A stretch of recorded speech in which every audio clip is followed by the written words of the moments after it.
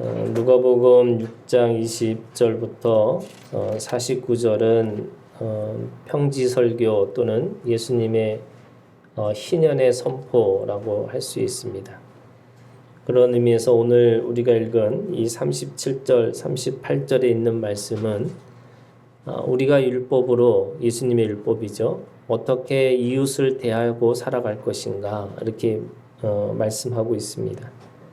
여기서 말하는 이웃은 단순한 이웃 사촌이 아니고요, 우리 믿음의 형제들에게 이야기하고 있습니다. 그 믿음의 형제들, 믿음의 사람들과 어떻게 관계를 하고 있어야 되느냐, 두 가지는 하지 말라라고 하셨고 두 가지는 하라 이렇게 얘기합니다. 비판하지 말고 정죄하지 말고 그리고 용서하고 후하게 줄라 이렇게 말씀하고 있습니다. 예수님의 율법을 지키려고 한다면 사실은 이 37절, 38절에 또는 이 전체에 이 예수님의 율법을 이해하려면 36절에 있는 말씀입니다. 그 말씀이 그 모든 예수님의 율법의 열쇠 같은 말씀입니다. 그 36절은 너희 아버지의 자비로우신 것 같이 너희도 자비로운 자가 되라. 이 아버지의 마음을 가지고만 다른 사람을 보고 다른 사람의 행동을 너그럽게 이해할 수 있다라고 말씀하고 있는 거죠. 우리가 형제의 눈으로 보면 죽었다 깨도 이해되지 않고 설명되지 않는 행동으로 언젠가 그 관계가 깨질 수밖에 없는 것을 우리가 볼 수 있습니다. 요한 1서에도 우리에게 육신의 정욕, 안목의 정욕, 이생의 자랑, 이 세 가지 이 죄로부터 떠날 수 있는 유일한 길은 바로 아버지의 마음이라고 이야기하고 있습니다. 육신의 정욕, 안목의 정욕, 이생의 자랑이라고 하지만 이것을 한마디로 얘기하면 사실은 오늘 이 말씀에 비판하지 말라, 정죄하지 말라, 그리고 용서하고 주라 이런 말씀은 사실은 눈에 관련된 이 말씀이죠. 내가 어떤 관점에서 바라볼 것인가. 그래서 이 눈의 관점, 이 사람들이 가지고 있는 눈의 죄가 있습니다. 그것이 원죄의 시작이죠. 창세기 3장 6절에 여자가 그 나무를 본즉 먹음직하고 보암직하고 지혜롭게 할 만큼 탐스럽게 한 나무인지라. 먹음직, 보암직, 탐스러움, 이게 다 눈의 죄입니다. 그 눈의 죄로 인해서 원죄가 들어오게 된 거죠. 이 눈의 죄에는 세 가지의 죄가 있습니다. 이 눈의 죄에서 첫 번째는 물질의 죄가 있습니다. 사람들은 보이는 것에 마음을 빼앗깁니다. 그래서 말씀, 하늘, 하나님, 이 세 가지는 보이지 않는 거죠. 보이지 않는 세계를 우리가 구하고 살아가는 건데 사람들은 물질의 세계에 사니까 당연히 보이는 것에 마음을 빼앗깁니다. 당장 필요한 것, 내가 보이는 것이 필요한 것이니까 그 필요한 것에 따라서 마음을 빼앗기는 거죠. 그러나 모든 세상은 보이지 않는 것으로부터 보이는 것이 생기는 거지 보이는 것으로부터 보이지 않는 것이 생길 수 없다라고 얘기하는 거죠. 두 번째는 어둠의 죄입니다. 그 어둠의 죄라고 하는 것은 건강한 눈은 그들 가운데 좋은 것, 감사할 것, 그리고 누릴 것을 찾아냅니다. 이걸 성한 눈이라고 그러죠. 그런데 나쁜 눈은 원망, 불평, 불의를 찾아내면서 반드시 죽이고야 말리라 라고 하는 그 인생의 원리를 가지고 살아가는 거죠.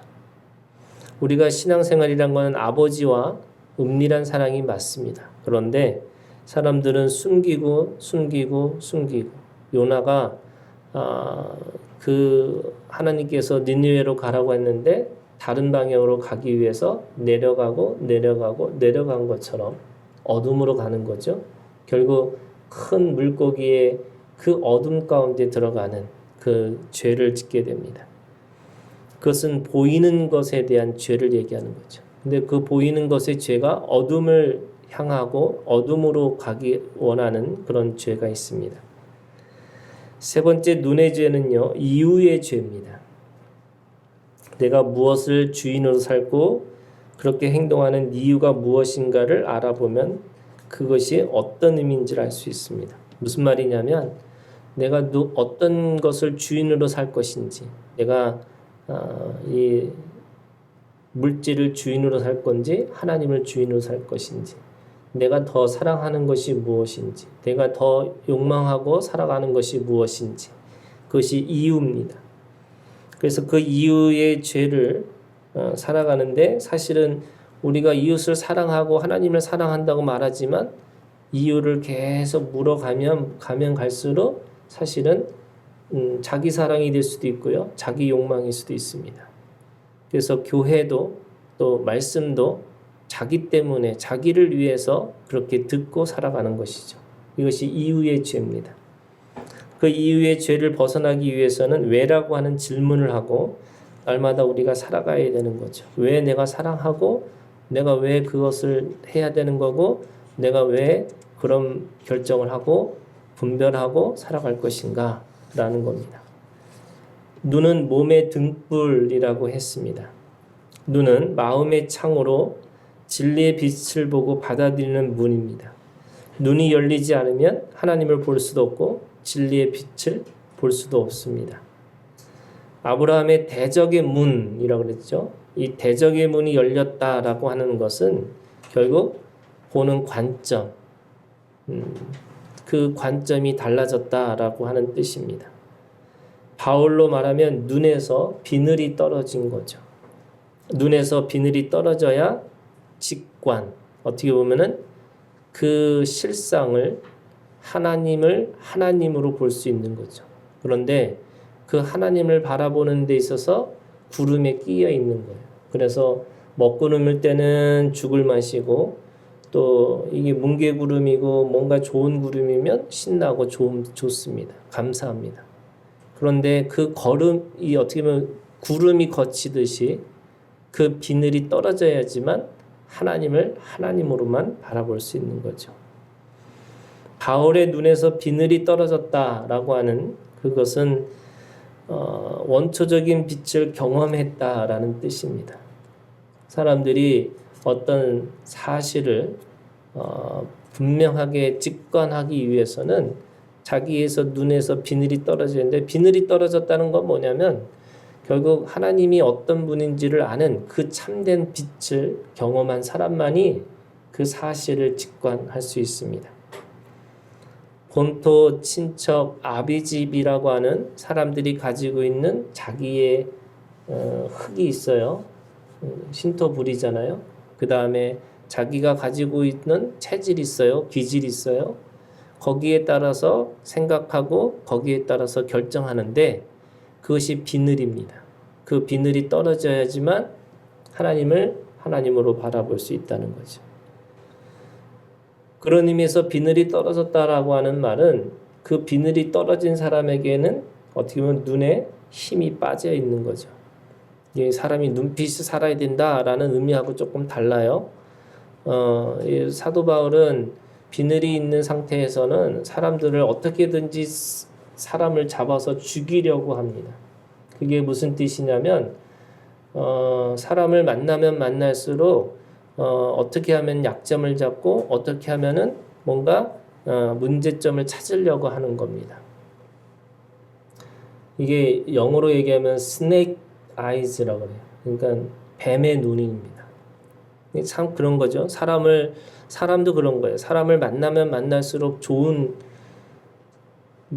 MBC 뭔가 있는 것 같은데 그죠? 만나면 만날수록 좋은 친구잖아요.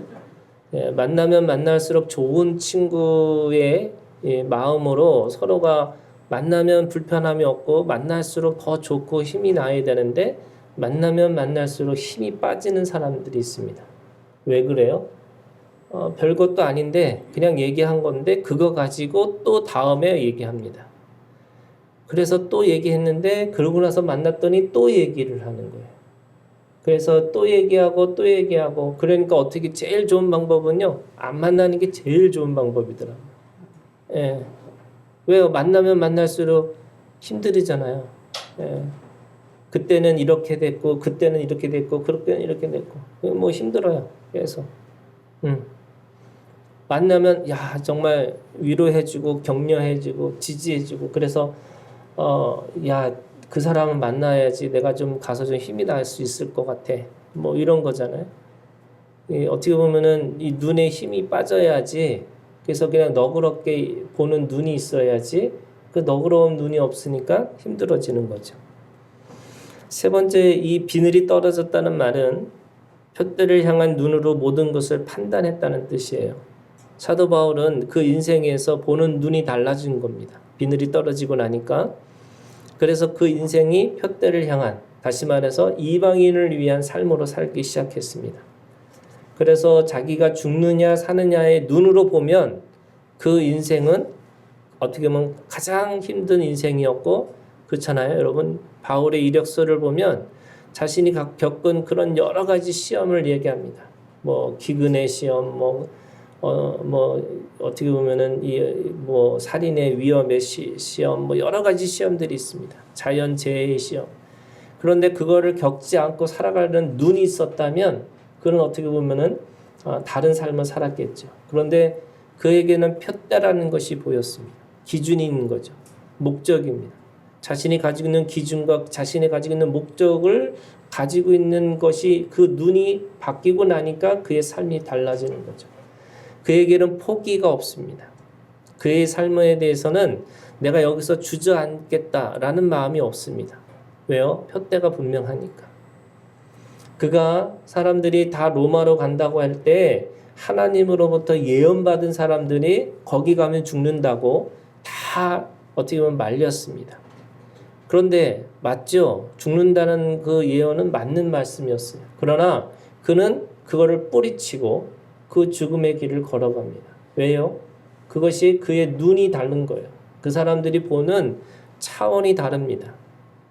어떻게 보면은 그들은 사느냐 죽느냐라고 하는 것으로 관점에서 보고 있다면 사도 바울은 그것이 상관없이 자신이 가지고 있는 사명이 뭔지를 분명하게 보고 있습니다. 여러분 인생 참 짧아요.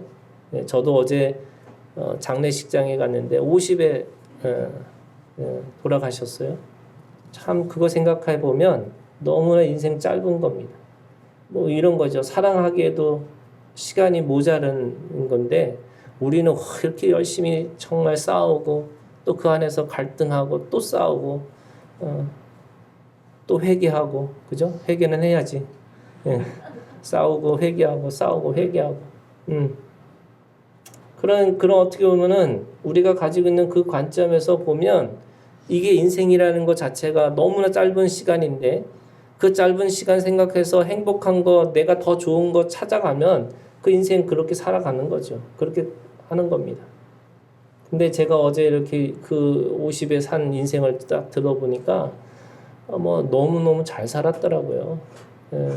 남들은 짧은 시간인데 굉장히 너무너무 잘 살았어요. 그래서 내가 우리 교회 같이 신앙생활했던 집사인데 제가 그렇게 생각했어요. 꼭 우리 교회만 있는 것도 아니구나. 딴 데 나가서도 더 잘 신앙생활 할 수도 있겠구나. 그런 생각을 했어요. 진짜로. 저는 안타깝고 그때 어떻게 딱 잡았어야 되는데 뭐 이런 마음 가졌었는데 그 인생 살아보니까 그런 거잖아요. 여기서 배운 사람이에요. 신앙생활 여기서 배운 사람인데 나가서는 더 열심히 더 아주 진짜 하나교회 교인처럼 살았더라고요. 감사하죠. 어떻게 보면은 사람은 시간으로 얘기하는데 우리는 우리가 기독교라고 하는 이 삶이라는 건 가치 그리고 방향, 푯대잖아요. 그 삶으로 살아갔던 그 삶이 너무나 아름답고 너무나 귀한 거죠. 바울이 그런 사람이었습니다. 푯대를 향해서 자신의 죽음과 상관없이 로마로 가겠다고 그래서 로마에 가서 그 순교를 당했던 인생이 바로 바울의 인생이었습니다. 오늘 말씀에 비판하지 말고 정죄하지 말라라고 하는 이 부정의 이 두 가지 이 예수님의 율법이죠. 은혜와 진리의 율법은 사실은 정확한 표현으로 하면 이런 겁니다. 비판하지 말라는 말은 심판하지 말라 이런 거죠. 영어로는 저지입니다. 이게 어떤 이 저지먼트라고 하는 것은 최종적인 심판인 건데 이거는 사람이 할 수 있는 게 아니라는 거예요. 근데 분별이라는 거는 비판이라는 건 뭐 비판할 수 있는 거 아닌가? 당연하죠. 비판할 수 있는 거죠. 그런데 여기서는 좀 더 강한 의미가 있습니다. 심판하지 말라고. 정죄하지 말라라는 말은 저주를 하지 말라는 겁니다. 그러니까 두 가지의 의미가 비판하지 말고 정죄하지 말라라는 말은 심판과 저주를 하지 말라는 뜻입니다. 왜 하지 말라고 했어요? 오늘 말씀에 보면 우리도 그런 심판과 저주를 받지 않기 위해서죠. 심판과 저주를 받지 않기 위해서 우리도 심판과 저주하지 마라 이렇게 돼 있습니다.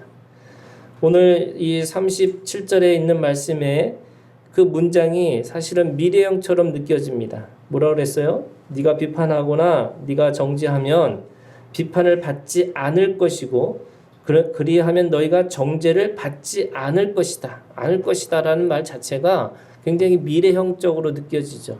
그래서 네가 정죄하지 않아? 그러면 네가 정죄받지 않을 거야.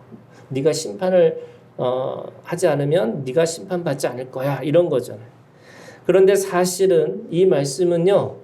이미예요. 이미. 그죠?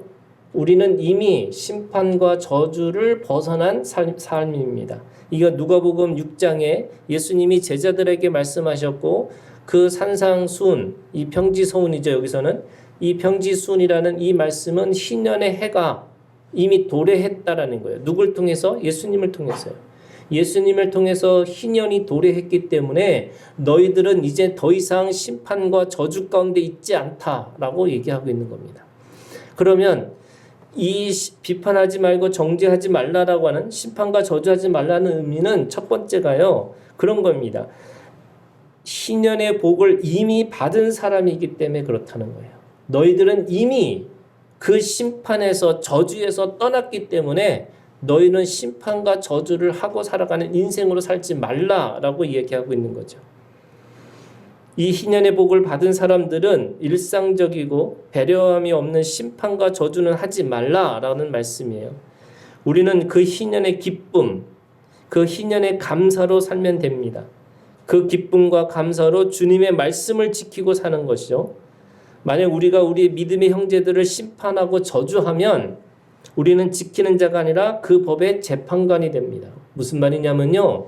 하나님께서 제정하신 법의 재판관이시고 그 법을 따라서 모든 사람들이 살게끔 하셨는데 우리는 지키는 자는 거죠.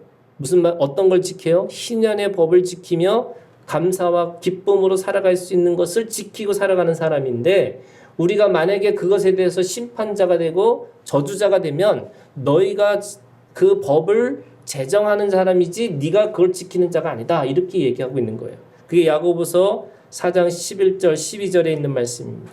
형제들아 서로 비방하지 말라. 형제를 비방하는 자나 형제를 판단하는 자는 곧 율법을 비방하고 율법을 판단하는 것이라. 네가 만일 율법을 판단하면 율법의 준행자가 아니고 재판관이로다. 입법자와 재판관은 오직 한 분이시니 능히 구원하기도 하시며 멸하기도 하시니라. 너는 누구에게 이웃을 판단하느냐. 우리가 두 번째 심판과 저주를 하지 않는 이유는요. 그 사건과 상황과 사람의 중요합니다. 동기를 모르기 때문입니다. 사람들은 행동을 보고 결과를 보고 미리 짐작합니다. 그리고 미리 심판하게 되는 거죠. 하지만 주님은 결과를 보고 미리 판단하지 말라고 말씀하고 있습니다. 은혜와 진리는 뭐가 중요해요? 동기, 태도, 과정이 중요합니다. 바리새인들은 보이는 것에 외식하는 자들입니다. 이들은 심판과 저주의 눈을 가진 사람들이죠. 그렇기 때문에 행동의 결과를 굉장히 중요시합니다. 하지만 하나님은 외모를 중요하게 여기지 않으시고 사람의 중심을 본다고 그랬죠. 사람의 중심이 그 마음의 동기, 그 동기를 사람이 알 수 있을까요? 여러분 어떤 사람들의 행동을 보면 도대체 이해되지 않고 설명되지 않는 행동들을 합니다. 그죠? 더구나 오래된 사람은 그냥 알 수 있는데 그냥 처음 본 사람들은 왜 죄송합니다. 왜 저 인간은 저렇게 살까? 뭐 이렇게 생각할 수 있는 거죠. 왜 저 인간은 왜 저렇게 행동을 할까? 그런 거잖아요. 그런데 여러분 동기를 우리가 물어봐도 사실은 사람은요 그 동기조차도 속입니다. 그렇잖아요. 자신에 있어서 그 밑바닥 가장 바닥에 있는 게 동기예요. 내가 왜 그렇게 말하고 왜 그렇게 살았는지. 예. 우리가 그런 얘기 합니다. 종로에서 뺨을 맞고 한강에서 화풀이 한다고. 그런데 이 한강은 이해가 안 되는 거죠. 종로를 어떻게 합니까?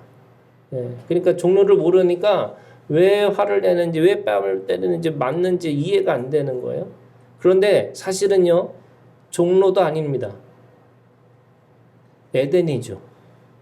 여러분 모든 것에 에덴에서부터 원죄로부터 오는 것인데 사람들은 그것이 그냥 어떤 지점, 어떤 사건으로만 생각합니다. 그래서 그 에덴의 것을 바라보지 않으면 우리는 죽었다 깨도 사람의 동기를 알 수가 없어요. 그런데 그 에덴의 죄라는 것이 누구만 아느냐? 하나님만 아시는 거죠. 왜? 그 에덴의 죄는 원죄라는 것은 사람과 사람의 죄가 아닙니다. 그건 하나님 앞의 죄예요. 그것은 하나님밖에 모릅니다. 그러면 사람의 입장에서 동기를 모르는 상태에서 너무나 섣불리 그 심판과 저주를 하면 안 된다는 거예요. 정확하게 얘기하면 심판과 저주를 할 수 없다는 겁니다. 동기를 모르는데 어떻게 심판과 저주를 할 수 있어요? 그러면 어떻게 하느냐? 로마서 14장 10절에 네가 어찌 네 형제를 비판하느냐? 어찌 네 형제를 업신여기냐? 우리가 다 하나님의 심판대 앞에 서리라. 그것은 반드시 심판대 앞에서 하나님 앞에서 심판을 받을 거리가 된다는 거예요. 뭘로? 동기로요. 어떤 동기로 어떤 죄로 말미암아 시작했는지 그게 죄가 아니라 그것이 하나님 앞에서 의로 시작했으면 그것이 남는 거고 그게 뭐예요? 이 불에 태워지는 거예요. 그래서 나무와 풀과 집으로 짓는 믿음의 집은 그냥 그 심판대 앞에서 태워지는 거예요. 그러나 그것이 금과 은과 보석으로 짓는 참된 믿음의 거리라고 한다면 반드시 남을 수 있는 거죠. 그래서 그 심판대 앞에 서는 겁니다. 세 번째, 심판과 저주를 하지 않는 이유는요. 주님이 우리에게 주신 은혜와 진리는 사랑에서 시작해서 사랑으로 마치기 때문에 그렇습니다. 성령으로 시작했다가 이제 육체로 마칠 수 있느냐라고 사도 바울이 반문하죠. 육체로 시작해서 성령으로 마칠 수도 있습니다. 그러나 가장 좋은 것은 성령으로 시작해서 성령으로 마치는 겁니다. 하나님은 모든 것이 협력하여 선을 이루기를 원하시는데 악을 악으로 이기는 것이 아니라 선으로 이길 수 있는 유일한 방법, 그게 어떻게 보면 항상 범사에 쉬지 말고 사랑하라는 거죠. 그게 사랑의 시작과 사랑의 끝입니다. 여러분, 사랑이 모양도 다를 수 있어요. 또 주님은 그것을 저주 같은 말씀으로 독사의 자식들아 라고 어떻게 보면 일갈하셨어요. 또는 그것이 외식하는 자여 화 있을진저 라고 하나님 앞에서 저주하는 것처럼 들려져요. 하지만 그 모든 것이 사랑으로 시작해서 사랑으로 마칠 수 있는 겁니다. 그래서 하나님의 생명은 과정이에요. 생명의 과정이 있기 때문에 장성한 분량까지 자라나는 것을 지켜봐야 합니다. 지켜봐주고 기다려주는 관계가 사랑이죠. 여러분, 제가 미국에 있을 때 어떤 분이 목사님이에요. 약간 비행기 타고 오면서 목사가 되신 분 같아요. 그 교회에 제가 한 1년 정도 있었는데 저는 이제 아이들 미국에서 이제 유치부, 유년부 아이들을 제가 맡는 일을 했거든요. 그러니까 금요 철야하는데 저는 못 들어갔어요. 애들 보느냐고. 예. 근데 저희 아내가 찬양하면서 들었는데 그러는 거예요. 찬양을 막 부르시더니 이 찬양은 전생에 나랑 무슨 인연이 있는 것 같다고. 그래서 우리 집사람이 너무 놀래갖고, 그런데 교인들은 모르고 막 아멘 했대요. 그래서 내가 이 전생에 기독교는 전생이 없는데, 그래서 근데 그냥 툭 뱉은 거죠. 일반적인 말을 한 겁니다. 근데 거기에 저보다 거기 전도사님들이 굉장히 많았어요. 한 5분이 전도사님이 있었어요. 그런데 나이 드신 전도사님인데 여자분이었어요. 그분은 그 목사님을 너무 잘 알고 있는 분이에요. 같이 그 당시에 한 15년 정도 교회를 하고 있었는데 그 15년 동안 같이 개척하시고 같이 계셨던 분이에요. 제가 또 한 들이댐을 하잖아요. 그래서 제가 그 전도사님한테 얘기했어요. 뭐라고 얘기했냐면, 아니 어떻게 목사가 다른 건 몰라도 전생이라고 얘기하냐. 이거 문제가 있다. 전생님 알고 계시냐고. 근데 그 전도사님은 어떤 분이냐면, 우리가 다 목사님에 대해서 뭔가 이렇게 의심의 눈치를 보고 있을 때마다 그분은 끝까지 목사님 편을 들으시는 분이었어요. 그래서 우리 볼 때 이제 여당이죠, 여당. 그리고 제가 얘기하는 순간에 거기에 바로 들어갈 거를 생각하고 있는 거죠. 하지만 얘기했죠, 저는. 이상하다고. 문제가 있는 것 같다. 그렇게 얘기했어요. 그랬더니 그분이 저한테 진심을 얘기하더라고요. 어떤 진심을 얘기하냐면 15년 전에는요, 더 했어요. 지금이 나은 거예요. 근데 제가 그 다음부터 무슨 뜻인지 알았어요. 그분이 뭘 얘기하는지. 아, 이분이 지켜보고 있는 분이구나. 무조건적으로 추정하고 무조건적으로 따르는 분이 아니고 어떻게 보면 뭐 표현이 좀 그랬지만 목사를 키우는 사람이구나. 어떻게 보면 그런 목사 앞에서 누가 있고 싶겠어요. 가능하면 떠나고 싶죠. 예.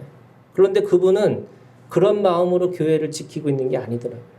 목사님도 자라나고 있고 목사도 함께 그 안에서 자라나는 것에 대한 기대를 하고 계시더라고요. 제가 그 다음부터 그분을 인정했어요. 아, 저분은 그냥 무조건 목사님 편이 아니고 함께 자라나는 것에 대해서 기대하고 계시는 분이에요.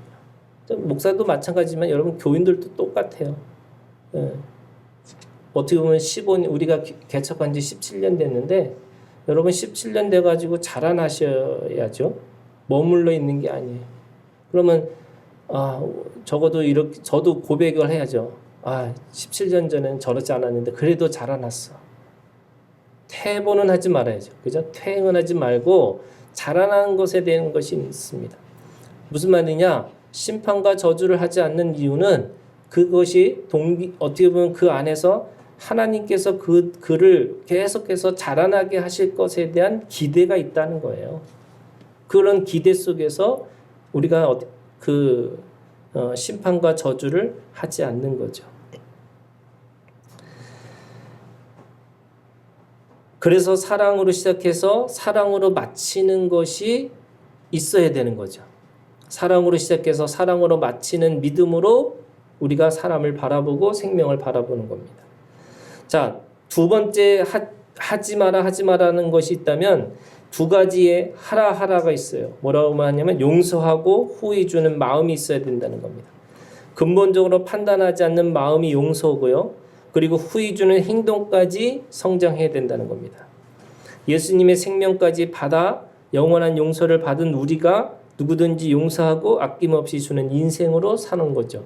그런 의미에서 여러분 용서하고 후회 주는 이유가 뭐냐면 이미 받았기 때문에 그런 거죠. 이미 용서받았고 이미 후회 주시는 것을 받았다는 거예요. 여러분 받기 위해서 우리가 신앙생활을 하는 것이 아니라 이들이 복이 있는 사람이기 때문에 복을 이미 받은 사람으로 그렇게 되는 거예요. 여러분 37절 38절에 보면 하지 마라와 하라가 있는데 그 모든 말씀에는요. 어떻게 보면 이렇게 돼 있어요. 하지 마라 받지 않을 것이고 그렇게 받지 않을 것이고 그런데 용서하라 받을 것이고 주라 받을 것이고 그러니까 우리가 하나님 앞에서 받지 않는 것과 받는 것 그래서 신앙생활은요 우리가 가지고 있는 것에 이미 주신 것에 대한 이미 받은 것에 대한 것을 우리가 생각하는 사람만이 용서하고 후회 줄 수 있는 인생이 되는 거죠. 두 번째는요 그 용서하고 우리가 줄 수 있는 이유는 그게 우리가 사는 이유가 되기 때문에 그런 거예요. 하나님은 우리에게 받은 인생은요, 반드시 주는 인생으로 살라고 말씀하는 거예요. 우리가 그리스도인이 되는 순간에 여러분, 우리의 모든 삶의 어떻게 보면 방향은 주는 겁니다. 여러분, 그것을 아셔야 돼요. 물론 나도 하나님 앞에서 받아야 되는 게 있어요. 제가 요즘에 기도하는 것 중에 하나님 앞에 한 10억 달라고 기도하고 있어요. 예. 그래서 제가 10억 달라고 기도한다고 그랬더니 우리 교회 집사님이 한 분이 그러는 거예요. 목사님은 기도하고 나는 로또를 사야 되겠네요. 그러더라고요. 물론 하나님 앞에 내가 받아야 될 것들이 있어요. 그렇지만 여러분, 그것이 우리의 가지고 있는 것은 이게 다른 거예요. 무슨 말이냐면 부속적인 거예요. 진짜 우리의 가지고 있는 주된 삶의 목적은 주는 겁니다. 그래서 주는 인생이라는 것을 사는 이유가 그거기 때문에 하나님 앞에 용서하고 후히 주는 인생으로 살아가는 거예요. 이것을 아셔야 돼요. 기독교인은 어떻게 보면 계산이 빠르고 어떻게든지 그 속에서 뭔가를 찾아먹고 내가 어떻게든지 더 많은 이익을 추구할 건가를 계산하는 사람이 아니라 어떻게 하면 줄까? 줄 수 있는 인생으로 살 것인가? 이게 우리의 사는 이유가 되어야 돼요. 세 번째는요, 용서하고 주는 이유는 하나님이 상급이 다르기 때문에 그래요. 여러분, 하나님의 복의 차원이 달라요. 별의 영광, 달의 영광, 해의 영광이 다릅니다. 금과 은과 보석으로 짓는 집의 차원이 달라요. 첫째 하늘과 둘째 하늘과 셋째 하늘의 높이가 다릅니다. 누르고 흔들어 넘치도록 받는 상급이 있어요.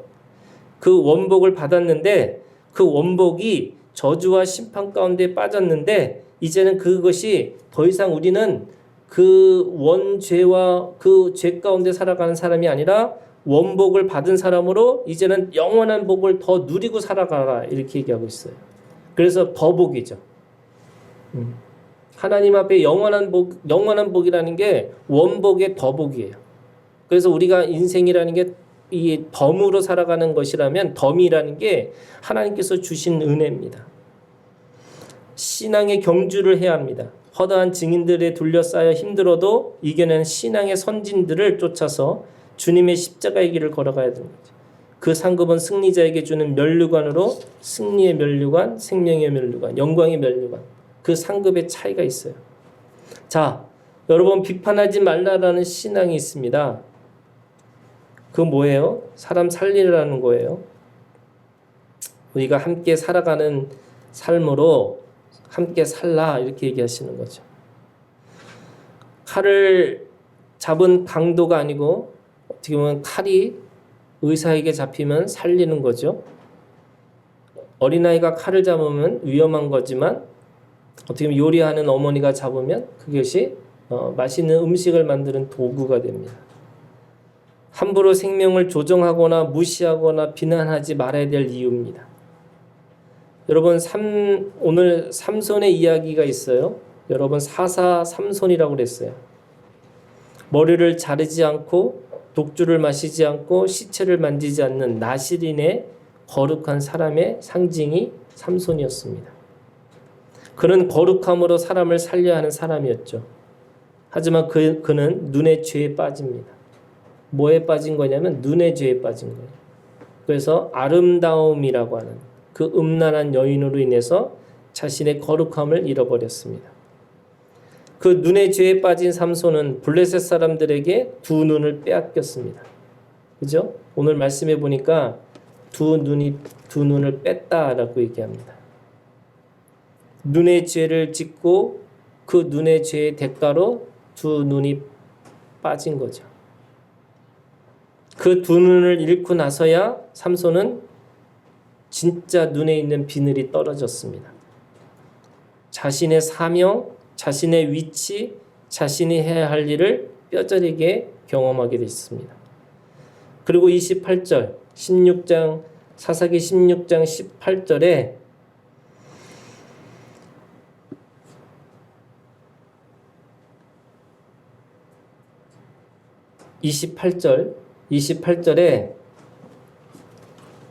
삼손이 드디어 주님 앞에 기도합니다.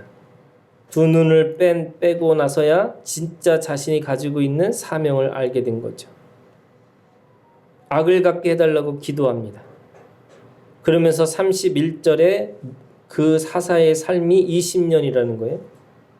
그 20년에 그 삶이 어떤 삶인지를 30절에 한 문장으로 삼손의 인생을 이야기하고 있습니다. 그것이 삼손의 이력서입니다. 뭐라고 그러냐면 삼손이 죽을 때에 죽인 자가 살아있을 때에 죽인 자보다 더욱 많았더라. 원래 삼손은 능력자입니다. 그죠? 가장 힘이 센 사람이라고 했죠.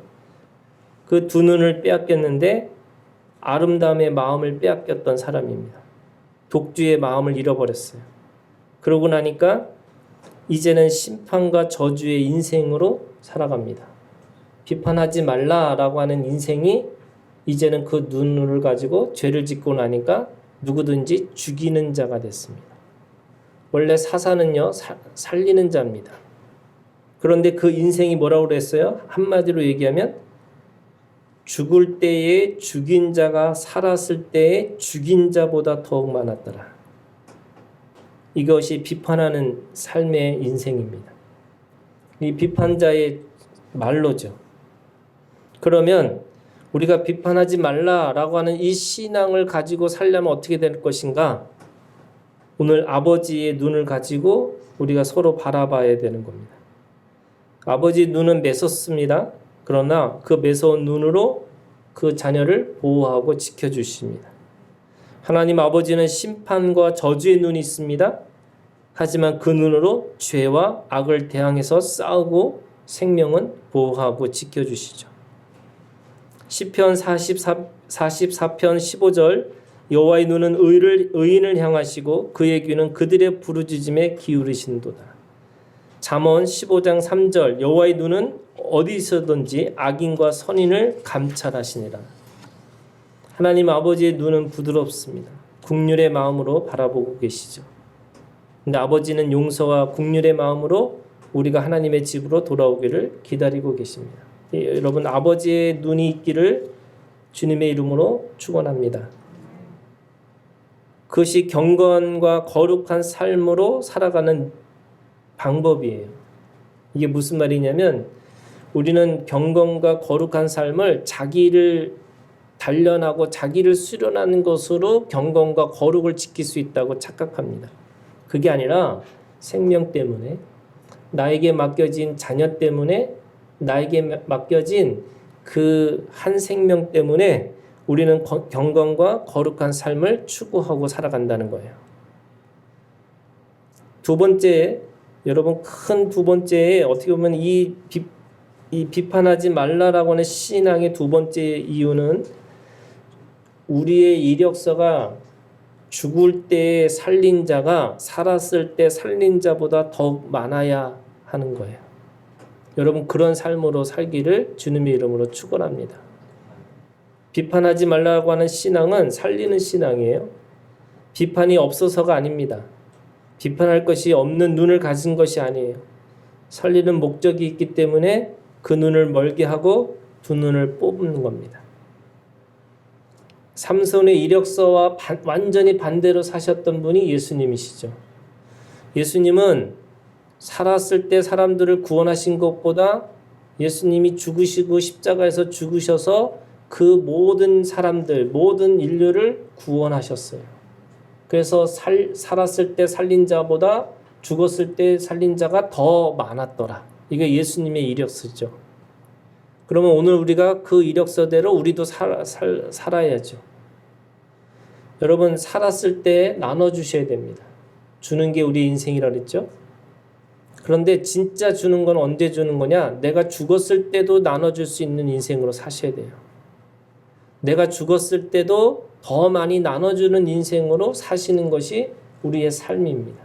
여러분 우리의 이력서가 그렇게 됐으면 좋겠어요. 여러분 50살이 정말로 뭐 많다고 생각하면 많지만 너무 적은 나이잖아요. 근데 그 50의 인생을 살면서 우리가 누가 알았겠어요. 그렇게 50살에 갈 건지. 그런데 그럼에도 불구하고 그 인생에서 얼마나 살았느냐가 아닌 거죠. 그렇잖아요, 여러분. 내가 무엇을 남기고 내가 무엇을 위해서 살았는지가 더 중요한 겁니다. 그래서 내가 남은 인생 그 속에서 나눠주다가 죽었을 때도 그 인생이 나눠주는 인생이었구나 라고 고백되어지는 그 인생이 오늘 우리에게 주신 사명입니다. 비판하지 말라라고 하는 이 신앙은 그냥 비판하지 않고 내가 굉장히 꽤 괜찮은 사람으로 살아가는 게 아니고요. 살리는 인생으로 살라고 하시는 거고 주라고 하는 인생입니다. 그 꽤 괜찮은 인생의 이력서를 남기고 살아가는 하나교회 성도들이 되시기를 주님의 이름으로 축복합니다. 오늘 우리에게 주신 말씀 가지고요. 여러분 기도하시기를 원합니다. 하나님이 우리에게 주신 오늘 우리에게 주신 말씀을 기억하시고 하나님 앞에 결단의 기도를 드리기를 원합니다. 기도하겠습니다.